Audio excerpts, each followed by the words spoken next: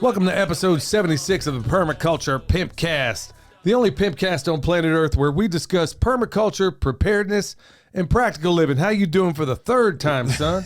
Good. I'm getting a little frustrated with this computer.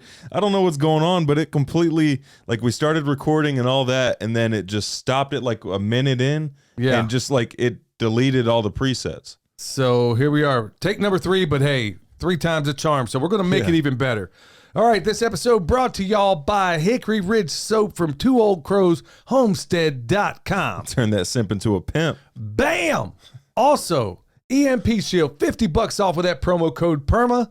And don't forget about that new micro. Remember, at the end of the day, the most important thing I get a home EMP Shield for is lightning protection. And they got a guarantee that nobody else can match. And everything you hear us talk about, folks, everything on this program, if you hear it advertised, I promise you it is something we use. We get lots and lots of offers, but never, ever, ever will we promote something that we ourselves don't use. Also, don't forget our new sponsor out there, Heaven's Harvest. You get 10% off once again with that promo code PERMA. I really like their stuff when it comes to these. What do you call those? Like the survival meals? Buckets. Yeah, it's like the survival, or it's a bucket. What we got was it came in a bucket, but it's like these prepackaged, I think 6-serving meals or 3-serving meals. If I remember back in the day when I bought these from Costco years ago, man, to be half of them would be drink mixes. Yeah, they got X amount of calories and you get a bunch of drink mixes. That, man, it would just burn you up because you just spent all this money for Kool-Aid. Everything in there was entree. Yeah, every single thing. Yeah, so it's worth it. And they got good stuff, so that's exactly why we're promoting it. Remember, 10% off with promo code PERMA. We also got Harvest Right freeze dryers, but you'll find that in the description box down below. Don't forget to tip a pimp on that fountain app, y'all. So go over there, check it out. You can listen to all your podcasts over there, even triple up the speed like a pimp does. And PIMP, for those that don't know, stands for Permaculture is my passion. And don't forget to check us out on the YouTube channel. All right, let's just get right into it. You're going to hurt your vocal cords saying pimp like that, Dad. Pimp, pimp, pimp, pimp, pimp. Yeah, we're going to have to get well, there's a little boy out there, a little boy that he's going to be a permanent member of the show when we finally get around to it. It is one of the funniest things I've ever heard in my life. It's cute, but it's funny and hilarious all at the same time. So, yeah, we'll make him part of the show, but we got to get some technical things worked out. Yeah. Hopefully that happens tomorrow. Yeah. Considering it's going to be raining, and anyway, we'll just jump right into it. Farm news, right? Nope. Tip of the day. Oh, right. Tip of the day, y'all. Never go backwards in the crossfire of cats or you get clawed. You're going to have to explain that acronym. I don't even know what it is, man. That was some of the, growing up in Oklahoma, dude, you're going to hear some stuff now. To this day, as far as advice that was given to me that was unsolicited outside of my own parents, this is what I heard. And to this day, I have no idea what it means, but I can't forget it either. Because I've been trying to figure out, if anybody knows, email me. And once again, and so you don't have to back it up, it's never go backwards. It wasn't backwards, it was backwards in a crossfire of cats or you get clawed. And I remember I was roofing houses with these whack jobs named Gino and Jerry. What? Yeah, man, to this day, I was working dirty, man. They needed somebody, I didn't mind doing hard work even then as a kid. And I thought, I was kind of all grown up because I was like 14 or 15 and I was roofing houses, Yeah. Me and your Uncle Dion and, Sean. So we were out there doing this when everybody else was making $3 an hour, $3.35, I think was the minimum wage back then. We were out there roofing houses and we were making a whopping $6 an hour. Oh, wow. And man, we thought we had arrived, and we did. In fact, that first summer, the only thing that I had to show for having worked that entire summer roofing houses was a bunch of pizza boxes because that's all we had. So we were out there slaving away. So moral of the story, guys, don't do drugs so you don't come up with weird sayings like that. Man, don't go backwards in a cat fight or you get crossfire of cats or you get clawed. Yeah. To this day, I don't even know what that means. That can only happen after you've done a bunch of drugs and you're wandering down some alley, I'm sure. I'll just briefly tell this one story, dude. These guys got so bombed one time. We were roofing these houses, and I'm telling you, dude, these guys smoked everything but their socks. And so we got off this roof. I remember tearing off one side with your uncle, and then on the other side, his brother and I think Gino were working. He was one of the guys. And these guys were, man, they were just bombed. Man, those shingles looked like waves, man. They didn't even go in a straight line. And I was like, dude, there ain't no way we're getting paid for this. No way, no how. They get back there, and they're like Beavis and Butthead looking up at this thing like, well. Makes your house look bigger. Dude, and I'm like, dude, we just worked all day for nothing? Yeah, so that was also another profound, maybe this is a tip of the day. So anyway, if your boss ever asks to borrow money from you, and you let him do it, you're a dope. I remember I had $100 in my pocket, $100, and it was like, part of what I had. It was $100 bill. Yeah, they're like, man, anybody got any money, dude? We're hungry. So I was like, man, I didn't want to say anything, so I turned out my pockets just like everybody else. But I knew Uncle Dion was, he was hungry too. So I handed these guys this $100. They went out there, got lunch. Yeah, we'll just add it to your check on Friday. Man, they skipped town. Man. Clean me out, dude. Here I am, a 15-year-old kid, and I was wanting to kill. So on Friday, when they talk about killing somebody over $200, I know what that feels like. Because back then, money was worth a little bit more than it is right now. All right. Yeah, real quick, you think Uncle Dion's going to do the PIMPcast when he comes pick up that pig? Well, we'll see. We'll see. We'll talk about that in a minute. But on the farm news, so what did we do, son? We processed a couple of pigs, the last 2 pigs of this batch up on the side of the mountain. Yep, we finished that up. We got those processed. We have a pretty cool video coming out this Sunday, if you guys stick around for that. I think we got a pretty good video already. I mean, doing stuff. Well, yeah. Yeah, we're like, for example, the way we processed this one was like, okay, so this thing's like 400 pounds. We got me, you, and Ben from Renewed Homestead. And we're the only ones. And I'm like, do we really want to lift this 400-pound pig up on the top of this thing? And the answer was a resounding no. So I was like, okay, we'll just do him like you would an elk out in the field. So that's exactly what we did on this pig, is basically skin him, roll him in his skin so you don't get a bunch of debris on him. Actually, this has been one of the cleanest pigs we ever did doing them that way. Yeah, and guys, keep in mind, hanging a 400-pound pig on a squat rack that you can overhead press is a little sketchy. Yeah. that metal on that steel is not thick enough. Well, I mean, and then the bigger problem is that we don't have any strong trees anywhere near the house. So yeah, all the oaks are like, I mean, that would be a hassle in and of itself to get it to an oak with a branch that we could actually use. Yeah, so it's just better to figure out expedient means on the ground. But the cool thing about it is every time we come across problems like this, we want to always make a video of how we solve this problem, because I know that if we have it, almost certainly there's a number of people out there. Maybe it's a deer you're going to have to deal with, or maybe, with wild game like an elk and a moose and things like that, you're going to quarter them up and then pack them out, a whole different thing altogether. But it also applies when you have a pig that you just simply don't want to deal with. Well, right. It's a whole lot easier to lift that sucker without a skin on him and without the guts in him. So or then, the head. and even then, and the head gone, and even then it was still a heavy pig. Yeah, it was still heavy to get that sucker up in the air. So thinking about in the future, maybe we'll get a cherry picker or something like that, an engine puller or something that we could. Yeah, something. I mean, we've got as many animals as we process. We've got to figure out something better. Yeah, but there ain't no way on earth. I'm telling you right now, there ain't no way on earth.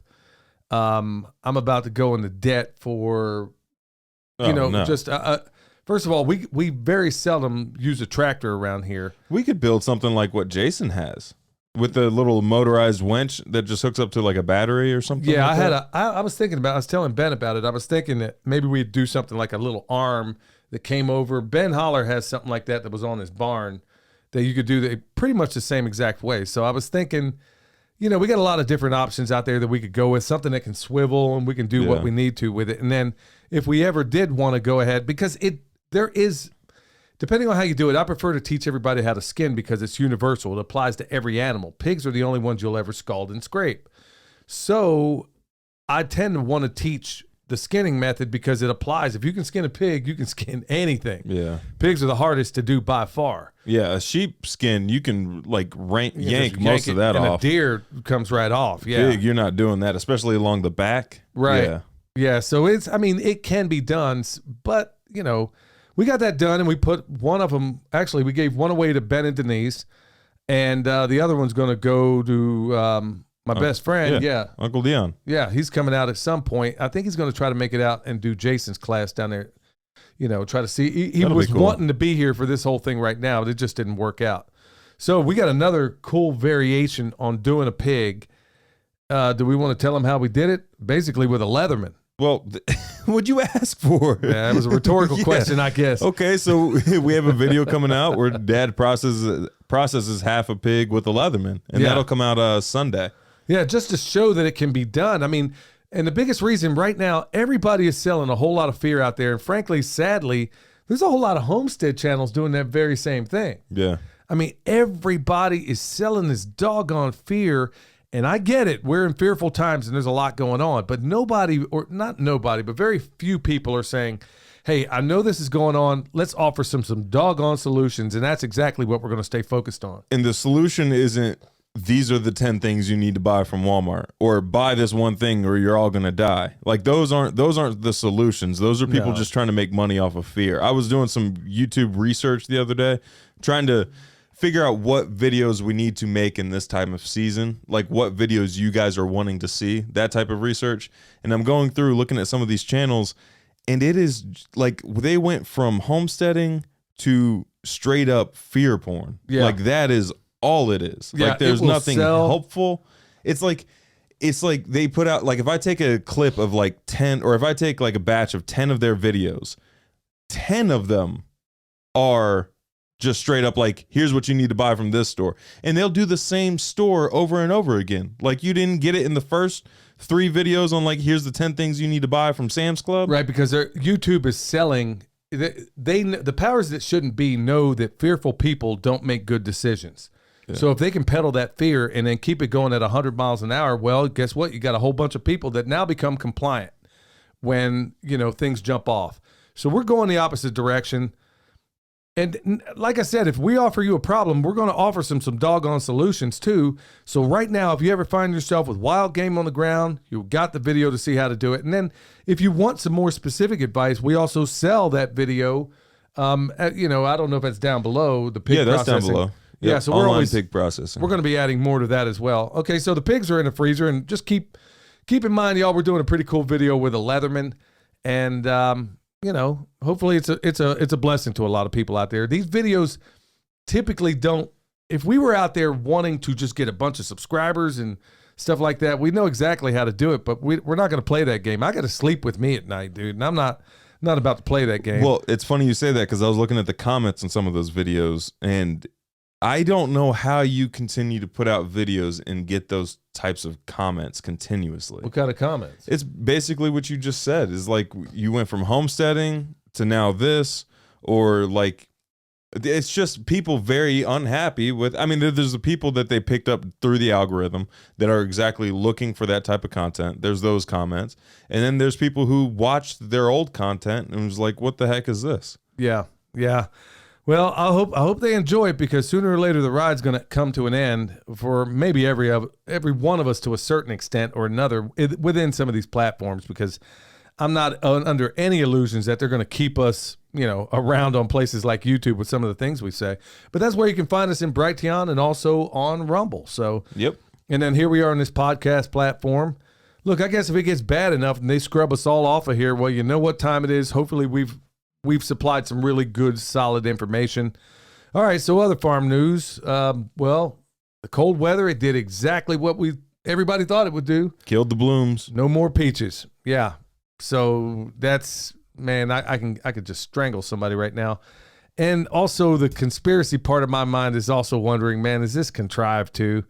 There's so many things going on, and I guess I'm not going to let myself get too carried away, but I can't help but wonder. Anyway, I won't go into that too much. So what other farm news we got going on? Well, harvested a bunch of comfrey today, so that's back in stock, if anybody was curious. And I'm probably out of bone sauce, at least the 8 ounces and the 4 ounce. I just haven't had a chance to order any. There's a farm update we almost forgot about. The mountains, when Mom and I put up the animals, the mountains were hazy with smoke. Yeah, it's fire danger. Apparently people were ignoring that burn ban that we're in right now. That's another thing that's curious, is that it just rains, and then the very following day it's like a burn ban, Well, it's because there's that firefighter explained that last year. It's like right now there isn't enough green vegetation on the ground to stop that silver grass from just going ablaze. So like if that silvergrass, right now we're in a period, like even if it's wet, that silvergrass can still catch. But we're in a period right now where there's a lot of dry silvergrass from last year that's around here that can just catch an ember and burn, and there's not enough green vegetation around it to stop that from happening. Yeah, I'm going to have to come up with something because, there's some. I'm about out of bone sauce, and hey, it is what it is. I mean, the only thing I think we have right now are the 32-ounce jars or 16 ounce. I think that's what it is. 16 ounce. So I don't think we sell 32 ounce. Yeah, so it's what it is. I'm not going to risk burning everything down, and honestly, I'm not going to rush it. So it is what it is. All right. So regarding other things out there, this is other farm news, and I hope to do some videos over this in the future. When we had that bull here, we did overgraze part of this place. Now, here's part of the frustrating part, at least for your mom, at least for all of us, really, but especially her, is when we came here, this place the pastures were a complete wreck. Yep. And then we brought them into balance. It was fantastic. Then we brought in the bull. Everything was going good at first, and then we got ourselves so doggone busy that we overgrazed a few spots. But here's the beauty about all this, is that, what do we know how to do? We know how to fix it. Yeah, we know how to fix it. The reason I think it might be frustrating for Mom is because she knows where we could have been had we not overgrazed some of that pasture. Right. So the problem we're in right now is that the rotation I got them on, I'm trying to reach 60 days on this particular rotation to make things happen. And these sheep are doing a fantastic job of basically, with what they're doing, I almost ought to give it a 90-day cycle. But it's making me a much better grazer. And so that's one of the things that we're going to have to work out. We're going to hopefully try to do some videos on that. What's really cool is that the things, when you overgraze here, that we know the first things that's sooner or later going to pop up is going to be goldenrod and a number of other things. Right. Well, who loves to eat that? These sheep. That's right. So even the consequence of overgrazing can be handled easily if you take the right dog to the hunt. So we're going to work on that some more too. So tomorrow, basically, let's see, what do I got to do tomorrow? So now that we got these 2 pigs done, I'm going to finish up the rest of that other pig. And then also I'm going to go to the bakery in town. That's West End Bakery in Asheville. Yep. Go do a little bit of electric work for them. And then hopefully the biggest thing that we're wrestling with around here is we're retooling the farm to a certain extent. Right. Well, we have to a certain extent already, like with the pigs are gone. That's one system down. We've introduced almost a new system with the sheep. The bull's gone. So yeah, we have retooled the farm basically, which is cool about a permaculture farm, because we'd still be in one of those phases if this was like a standard commercial farm. That's right. So one cool thing also is that the bees are going to have to move, so we got to do that. Yeah, they were active today too, so we might want to do that sooner than later. Yeah, we'll make sure we get the platform built, get these guys moved. We got to get these bees moved because the area where they are is where is going to be the site for the Earthship. So we got to get them on, a new place.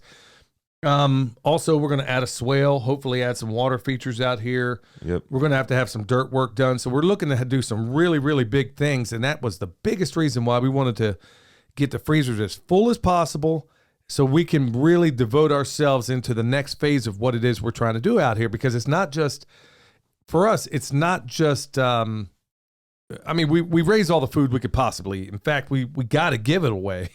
We've given away most of the chicken. And giving away 3 pigs of the 6 we just had. Yeah, we gave away 3. And because it's just as easy with the methods we use to feed 10 pigs as it is to feed 1. Yeah. And it's really no skin off my back, so it's just as easy. So we're sharing this abundance, and plus the pigs have done a number up on the side of this mountain, made it possible.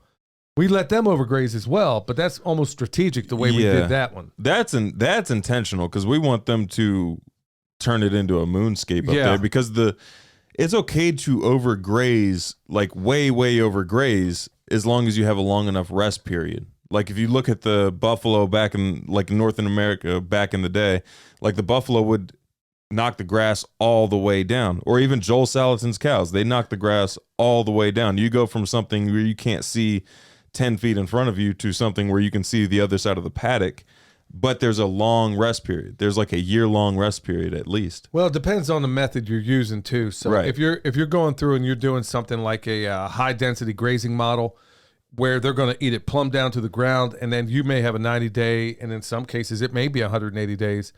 It all depends on what model you're using. But we're definitely taking a whole lot of different dogs to the hunt when it comes to some of what we're doing in the pasture. There's a little bit of Salatin, a little bit of Greg Judy, a little bit of Jim Garrish, a little bit of a whole lot of people in there. Yeah. And your mom's, I know we keep teasing that, but your mom's working on something also that's really going to kick things into high gear when we finally get that off and running. And it'll be a whole new paradigm of what we're doing around here, because nobody's ever stagnant here. I'm really looking forward to it. All right, so before we get into Pastor Lon, I want to make sure that everybody knows that on April 15th, Farm Where You Live, y'all, we are going to be there, and we're both going to be teaching. It's going to be one of two events, I think, that we have left this year. We're not going to do anything past April, I don't believe, and it's 100% full steam ahead into what we're doing right here on the farm. So we're basically going to be going into what some people might call hiding. We'll still be doing the podcast and stuff like this, but basically no in-person events unless it's going to be, something that we haven't yet announced. But yeah, with that said, y'all, we're going to get into the pastor, the homesteading pastor. Hello, everyone. This is Pastor Lon. I got a verse of scripture I want to share with us today. It's in Mark chapter 8, verse 36. Says, "For what shall it profit a man if he shall gain the whole world and lose his own soul?" Many people in today's world and the culture have a mindset and a desire that they can plant a financial seed, reap a financial harvest, and live a prosperity lifestyle, and all will be fine. But what have they really gained by doing so? Folks in America and around the world that are living with this mindset and living with these kinds of desires, my advice to them is they better fall on their knees, repent of their sins, and accept Jesus Christ as their Lord and Savior before they lose the most precious thing they possess, and that's their own soul, to hell eternal. Couldn't agree more. Man, that's as he was saying that, I was sitting there thinking also, in light of what's going on right now in America with this banking crisis and all these people that seem to think that certain things are the most important things in the world, I got a feeling, as we said before, the days of darkness have the way of making you see the light when it comes to some of this stuff. And prosperity makes, what does that say? Prosperity makes monsters. Adversity makes men. Prosperity makes monsters. Well, we've been pretty prosperous for quite a while. Well, that also makes me think how many Christians have leaned on that and allowed themselves to become lazy because of that. Thinking, I don't have to worry about the financial part. I've got and I understand what Pastor Lon is saying. And I'm just thinking back to, like, how many Christians do you know that don't go out there and give it their all or pursue success because of that? Or they not use because of that. Crutch. They use that as a crutch. Right. Right. I totally agree with you. Like my mom and dad used to always say, well, Jesus is coming back soon, which was their license to do absolutely nothing. Right. And then I've heard it so many different kind of ways. You're right. It can be abused depending on how you look at it, but I think it was pretty clear what Pastor Lon is saying there. But I agree with you wholeheartedly. I've seen so many use that as a tactic to never do anything worthwhile in their lives, or to try to make any difference, or to not prepare. And it honestly, it just comes back to the thing I detest most in people, and that is just I detest laziness. Your ability to, your ability to just do good increases if you are very wealthy.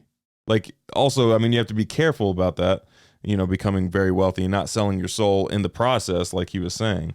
But, like, how much good in the world can you do if you are flat broke? Like, there are some people out there that, like, their answer, their solution would be like, hey, I need to just make it through this month. And you have the ability to help those people if you are successful, if you are wealthy and have the ability to do so. I couldn't agree more. It's like this. There's some desires in this world every single day. And we're taking a little side tact here. We'll go to break here in a minute and then come back and do the good news, bad news. Here's the thing that's getting me is I know it's like there's some giant virtue in being flat broke. Yeah. And that's okay. You worded it perfectly. That's it. As if there is, and there's nothing wrong with that if that's your lot in life. But I know that I have the wherewithal, the ability, if I want to do what I want to do, which is rescue children, to feed some of these old folks out there. We won't talk about how we intend to do that sort of thing. But if I want to do any of these things, like Jack Spirko once said, you can only help out somebody from the point of abundance. You can only help somebody out if you are from a position of abundance, meaning that I got to make sure my family's fed before I can help the neighbor. And I can't possibly even think about doing that unless I stick with, okay, we can even talk it into permaculture unless we talk about that prime directive. Yeah. Which is taking full ownership of yourself and your family, being essentially what you learn in the Army, that you're responsible for everything your family does and fails to do. But I'm glad Pastor Lon brought that up, and I'm glad you pointed that other thing, because honestly, it is an open license to be lazy to so many people. Well, I guess and there's family members I can cite on this. Oh, I guess I'm always going to be poor. That's my lot in life. Well, I'll tell you what, it seems to me, I know that evil may come to a man with money, but tyranny comes surely to those without it. You dig? I mean, I can do a whole lot more. I know that if my desire, my hope, and my prayer, and it's a prayer I do every single day, multiple times a day, is that the Lord brings these kids to safety and brings those responsible to justice. And if I'm going to help out in any kind of way, then I need to pay these people to do it. Right. I mean, that gives you the ability to work outside of influence, to work outside of like asking permission or anything like that, where you are the influence. You're the one that gives permission. I mean, that's what that enables you to do. Otherwise, you're just trying to convince other people that your cause is worthy. But back to Pastor Lon's point, he's right. You know, if you sit here, you gain all this stuff and you lose your soul in the process, doggone it, it ain't worth it to me.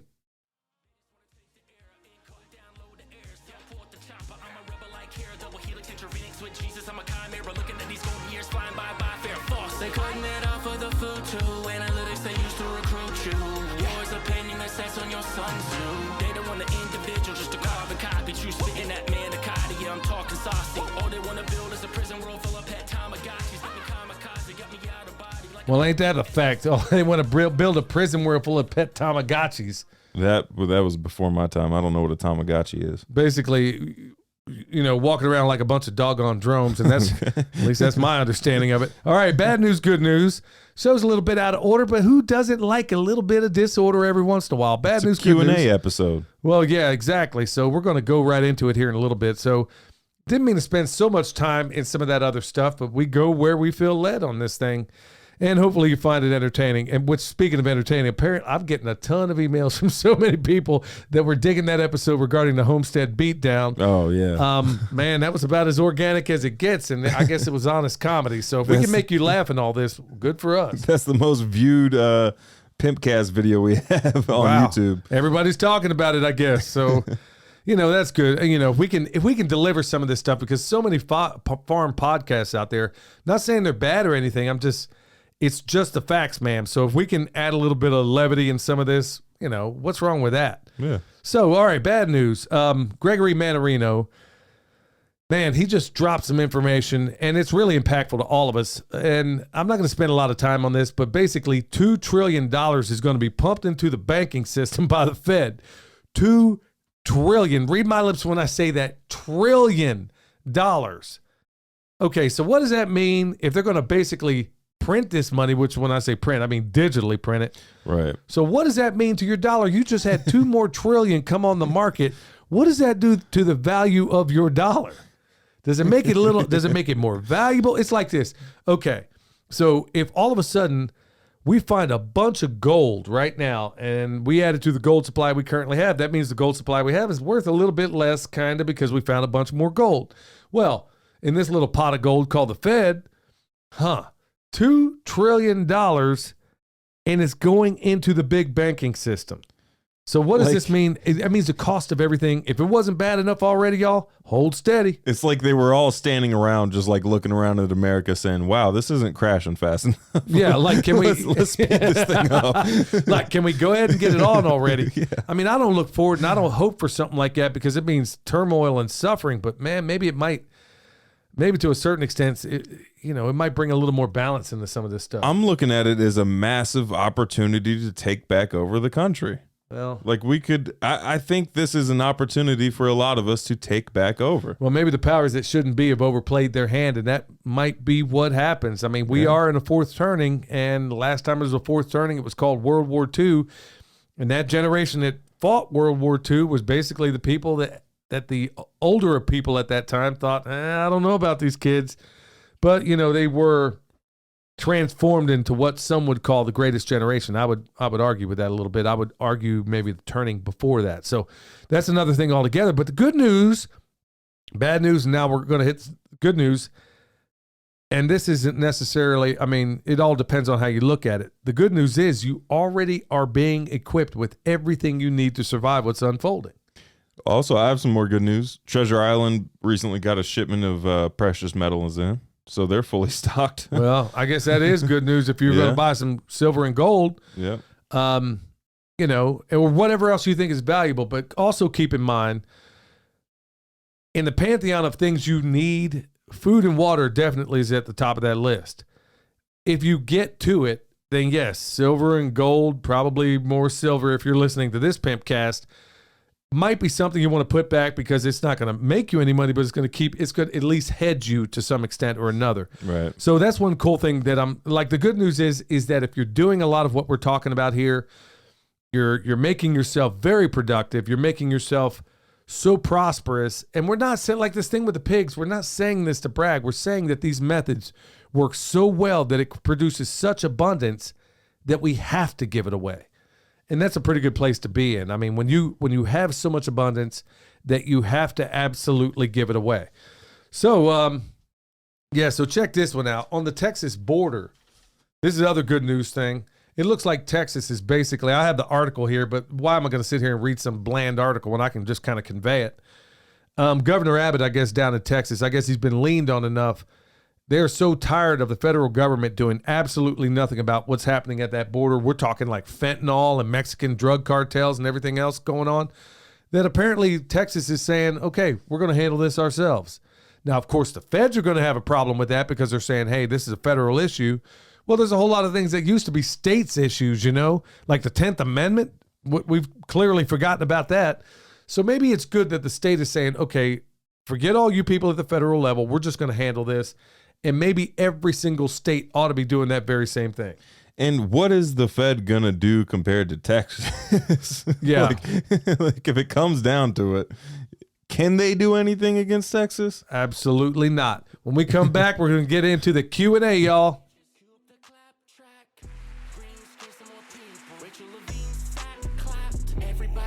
About Elon, buying Twitter like he gon' save us. Left and right, squabbling while he got chips for your heads, calling him courageous. No bueno, I answer to no one, start calling me NATO.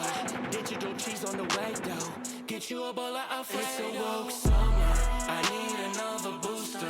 Before I hit the beach, BLM on my koozie. All right. So getting back to it, we're going to have this show. We have so many questions. We're decided to go ahead and do another Q&A show. It's not for, believe me, it's not for a lack of topics because there is plenty to talk about. So we'll always get back to that. Folks, we do ask, though, that when you email or when you do have a question, try to be as brief as you can because if I'm spending 5 minutes for every email to read some of these, I don't have that kind of time in the day, okay? I mean, I do thank you so much for reaching out, but I just can't go through very lengthy emails forever in a day because I'm trying to get to your question, but I can't have 5 minutes of stuff I have to read before I get to it. Or in the topic, put like a PIMPcast Q&A or something like that. That'll help filter out some of the stuff. I've got a voicemail that was sent in. Alrighty. Hey, Bill and Will, this is Ben from Fairview Homestead here in Central NC. I recently had sent you an email about sheep butchering, and you answered on the podcast. So I just want to tell you it went awesome. ended up going into the cooler for some aging, and that worked pretty well for us. Recently, also, we processed our first 2 guinea hogs, and thanks to your videos on butchering, we made some really cool cuts and had plenty of grind left over. Just wanted to offer a tip, which you've said before, always use very sharp knives. This is definitely something that's important to the skinning process as well as when you're cutting. So that is a good skill to have. My question is, what are your thoughts on sharpening knives or best practices sharpening knives? What are some ways that you guys do it to make sure that they're adequate? If you would just answer that question for me, that would be great. Stay alert, stay alive, and go eat a bowl of Alfredo. That was awesome. As far as sharpening the knives, well, I mean, there's a bunch of different methods you could use. You could do it freehand. It depends on, okay. So I used to do it freehand with just whetstones. And then those whetstones got clogged up somehow. I'm not entirely sure. There were cheap whetstones, so maybe that was it. And then I would get like, if you're just doing it for home use, this would work. But if you get to like the Sharp Pebble freehand whetstones, you can get a dual grit, which is like 400 and 1,000 grit on either side. And then you can get another one that's like 3,000 and then 6,000 on the other side. For processing, I was told that 1,000 grit works best because it still acts like a serrated knife to a certain extent.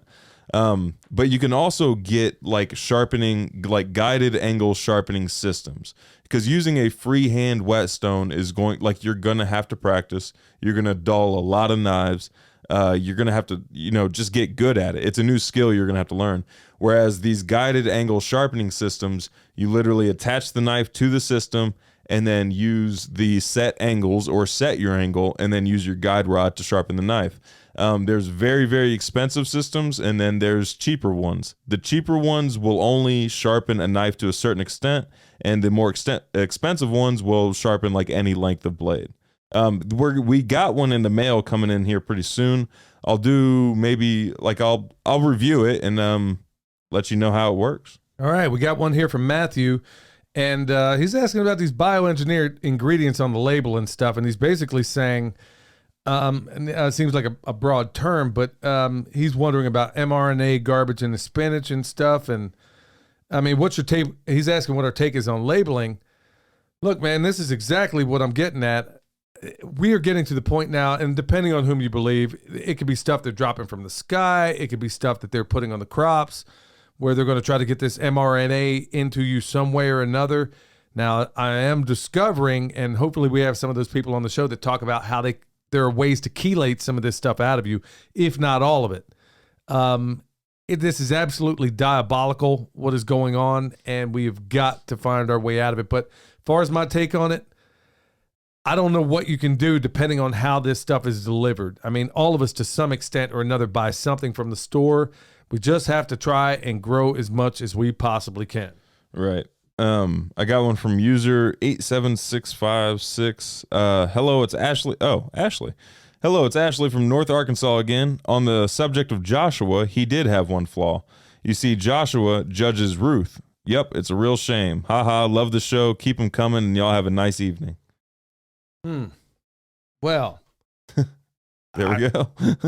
I don't know that was necessarily a, well, I mean, let me table that one for now, but no, I don't think he did it. I don't think he did anything. Man, I got to be real careful about how I do this. Let me examine exactly what I want to say, and then I'll get back with you. Okay. All right. So, this is Matthew, and he's in Northeast Tennessee, and he was basically, I explained why permaculture is, he was in college, okay, basically in the speech class. He gave a speech on permaculture, and he gave us the credit and all that kind of good stuff. And basically, he was a little bit shocked, I think, that, people dug it. So he says, I explained why permaculture is one of the most efficient ways of farming and talked about Monsanto and all the bad stuff in the grocery stores. I didn't think I'd see much of a reaction, but the teacher and the classmates looked up and were very interested. So, hey, man, that's awesome, man. If you can sit here maybe educate the educators. Sounds like that's what Matthew's doing out there. Yeah. So way to drop it on them, bro. Also, it sounds like you're good at giving speeches because I've heard intro to permaculture things before that would put you to sleep. Yeah. Yeah, absolutely. I got one from Hunters F770. 3 days ago, my son told me, if y'all hate stereotypes, y'all need to stop living up to them. That was in reference to the Homestead Fight Club. Not talking about us, talking about people in general. If y'all hate stereotypes, y'all need to stop living up to them. I don't know who y'all is. I don't know if y'all means us. I think you can fill in the blank on that one. That y'all doesn't mean us. You people. Yeah, you What do you people. mean, you people? No, that's a good point. Yeah, that's exactly the point. You know, and stereotypes, I mean, we've talked about it in that you stereotype everything in your life. So why is all of a sudden it wrong? I stereotyped when I sat in this chair. I stereotyped when I got behind this microphone. I stereotyped that the YouTube feed is going. I stereotyped that the equipment's going to work when it is working. Well, yeah, that's a stereotype we might want to get rid of. Yeah, so, you stereotype until you find a reason to examine otherwise. Right. You know, you assume that it's going to go that way, and somehow this whole woke culture that we have, and it's been this way for a while, that it's a bad thing to stereotype. Your brain is wired to stereotype. They stereotype old white people. There you go.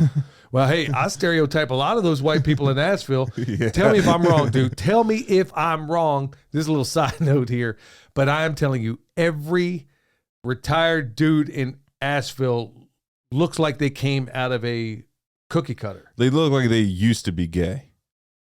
Yeah. That's what it looks like. Yeah, they all look exactly the same. Yeah. I kid you not. I don't know what's going on around here, but if you doubt me, okay, anybody going to... I didn't get that. Yeah, Could you try again? Siri just randomly popped up on the computer. How about that? That Maybe was through weird. Your phone, I wouldn't even... No, it's not connected to the computer. I wasn't even touching the computer. We were talking about wokeness. I don't know what it was. We were talking about wokeness. That was weird. Yeah, it didn't stop the recording. A lot of weird stuff going on around here. Okay, we got one I meant to cover a while back, and this is from Heidi. I can't get through all of it. Like I said, these I'm asking for you to be a little more concise in some of these. I know that some of these things are difficult to convey, but try to be as concise as you can. In a nutshell, she basically got linked up with some of these people in the solar industry. Now, Tess Desdemona, I would love to talk to her again about exactly how that all went down. But there's a lot of these solar companies out here that are complete scams. She was signing up to be a salesman for them. Turns out they were a complete scam, and her integrity wouldn't allow her to keep working there. So she bounced out of there. But Heidi basically got hooked up in one of these systems where they talk about the solar generators and the solar backups and all the batteries and everything else. And it turns out to be a scam. And a lot of these systems are.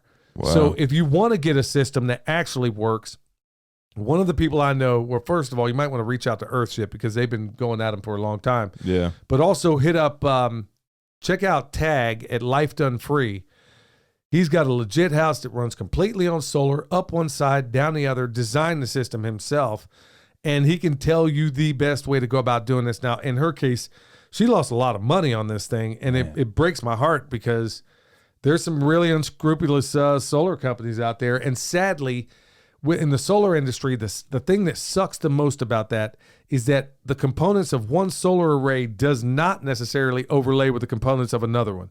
So every system seems to be proprietary. It's not like if you, in the electrical world, I know that if I take an outlet that's made by, like a wall receptacle made by, let's say, Leviton, and I put it with any other brand, I guarantee the screws that attach it to the wall are going to be a 632 screw. Right.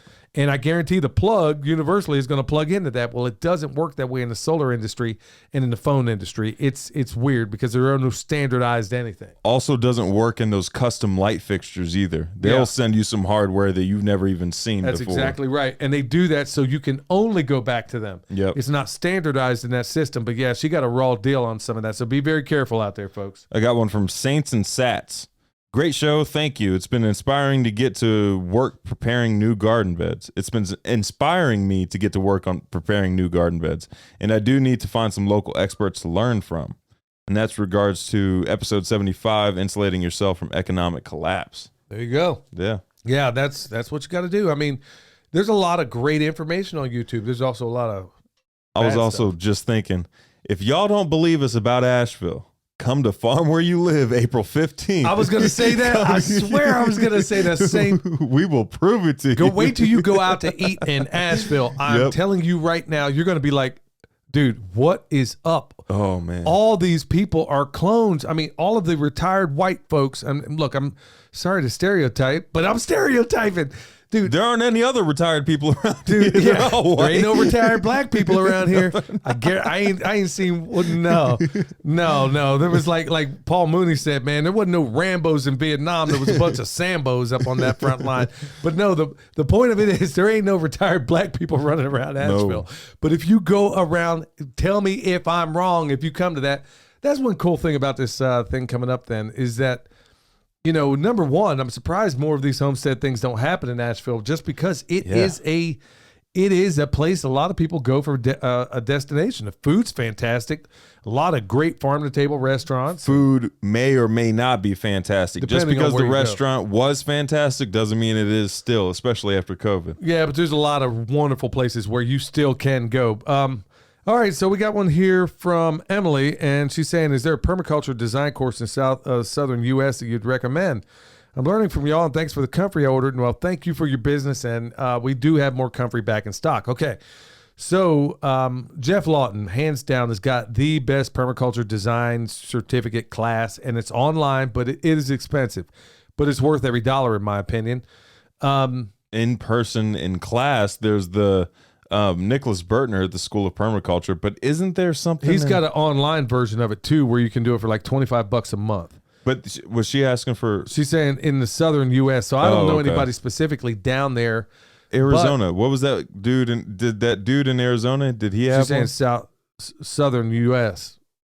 Well, that's Southwest. Yeah, so I think she would have said Southwest. So Okay. yeah, so in the South, I mean, I'm guessing where I don't know of anybody specifically down there. But one cool thing, now the advantage of having a PDC in person is that it, depending on where you are, it is helpful to have those other people in class. And my first one was basically a lot of other largely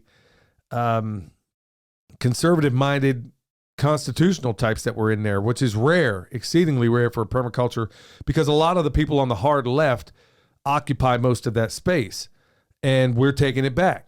And as soon as we realize that the people that Ted Nugent calls, you know, the asset class of this country discovered permaculture, they are going to be absolutely floored and be doing incredible things. But yeah, Jeff Lawton's got the best. It's online, but it is expensive. Nicholas Bertner, he's got a great one too, and it's online, and it is available.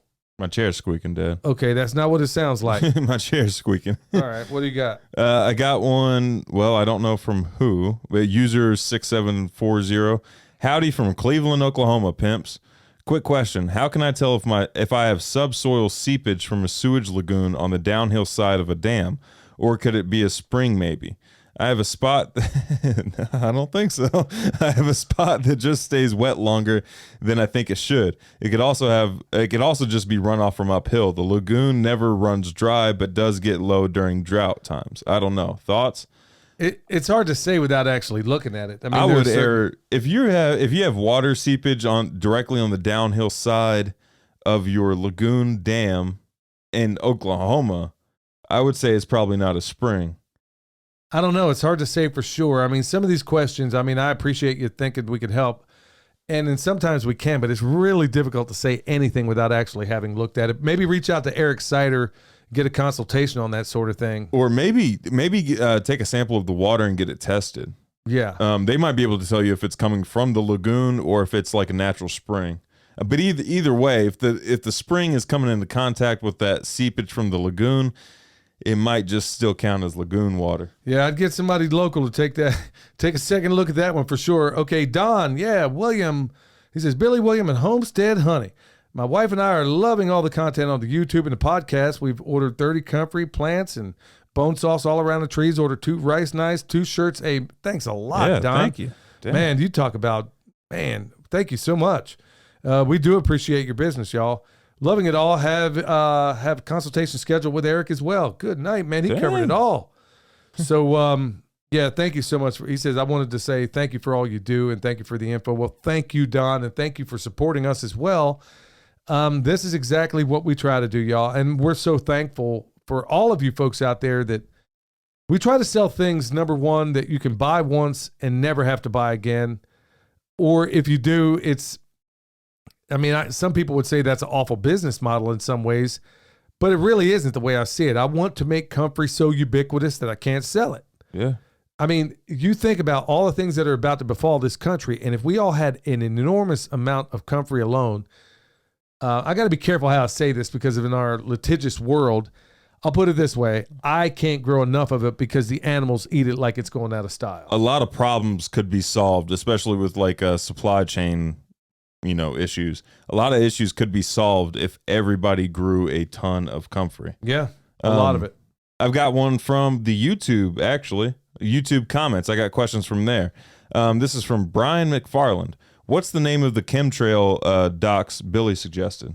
Yeah, the first one I can remember is what in the world are they spraying? And then there's another one, why in the world are they spraying? And then the latest, it's you can go to, it's called The Dimming, and go check out Dane Wigington, geoengineeringwatch.org.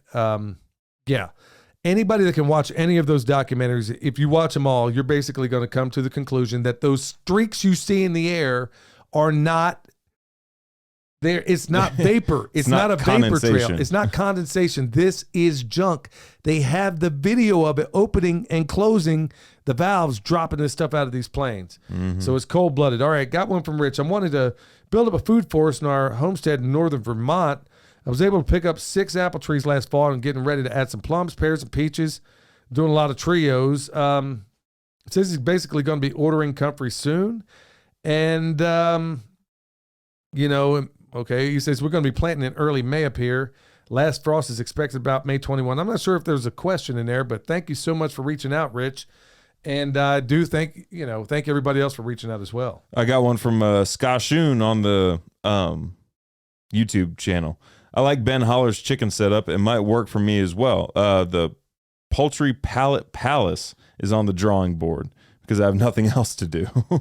All right. Well, I can, say that 5 times, man. Yeah, the Poultry Pallet Palace. Yeah, that'll probably be in a rap song coming up soon. Yep. And I got another one real quick from Two Old Crows Homestead saying, oh, man, that little dude is the best spokesperson ever. Little guy, yeah. Man, he had, every time I think about that thing, he just has me cracking up. Yeah. Hey, for those that don't know, just stay tuned. We'll have a montage, hopefully in the beginning of the show, and we'll feature him on there as well.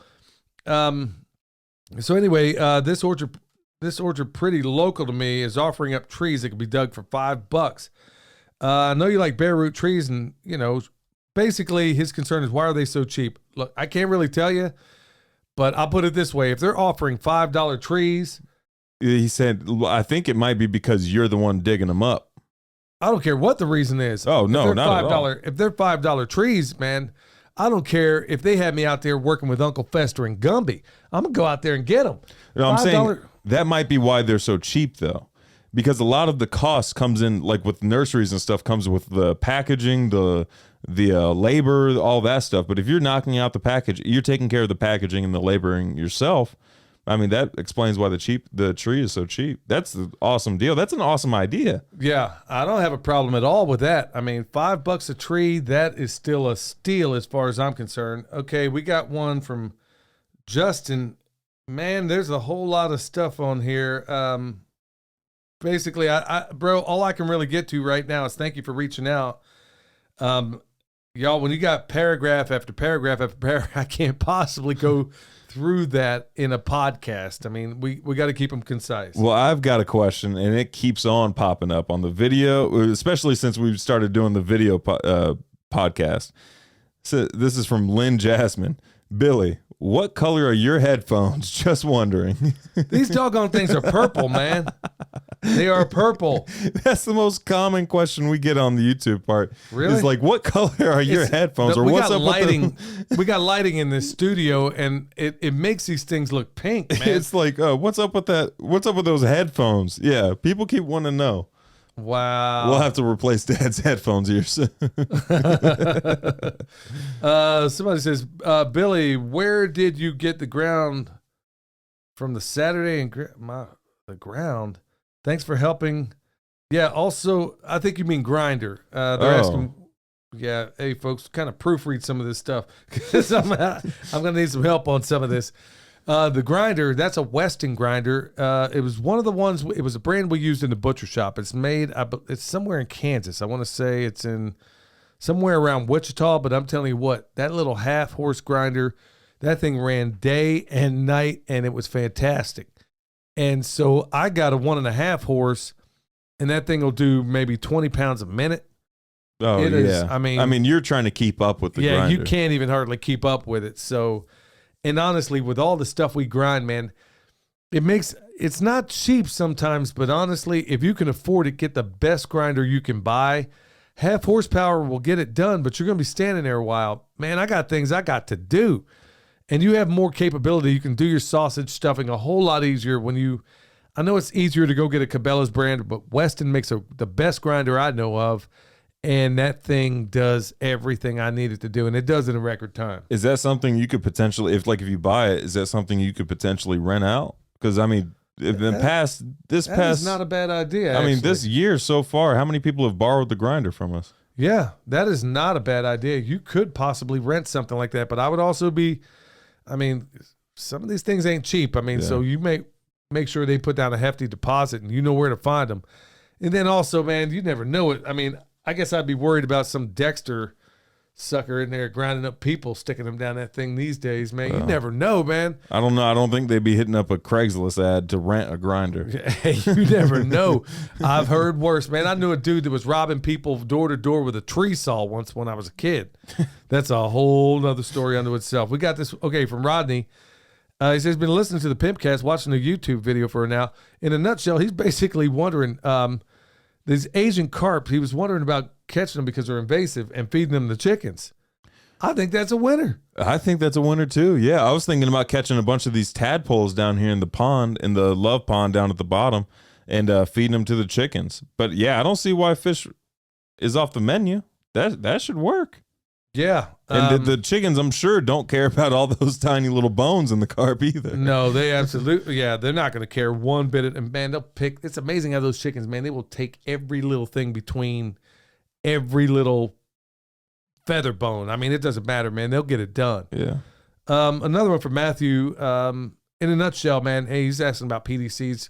Yeah, we've already kind of covered that with another one. But yeah, as far as PDCs goes, Jeff Lawton's hard to beat.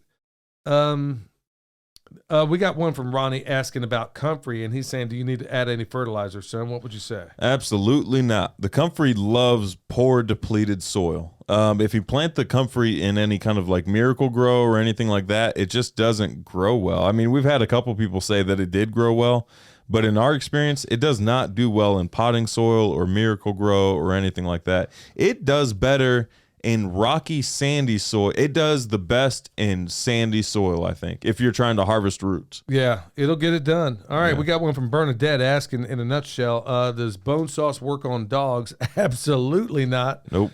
Sorry about that. There's nothing I can... No. It works well for what it works good on, and that is deer and rabbit. There's nothing... I'm not going to say it's a panacea, but there is no better. There's nothing better out there. It works by far better than what we saw in that catalog the other day, which is basically mock bars of soap that they hang from the tree, and they're this bright green, this record button over here, this bright green, sock.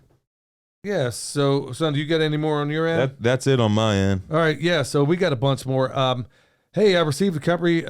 He's in Noble, Oklahoma. Can I go ahead and plant it now, or does he have to wait in the future? Noble, Oklahoma, you can go ahead and plant it. We've been, every time we harvest the comfrey, we replant the crowns.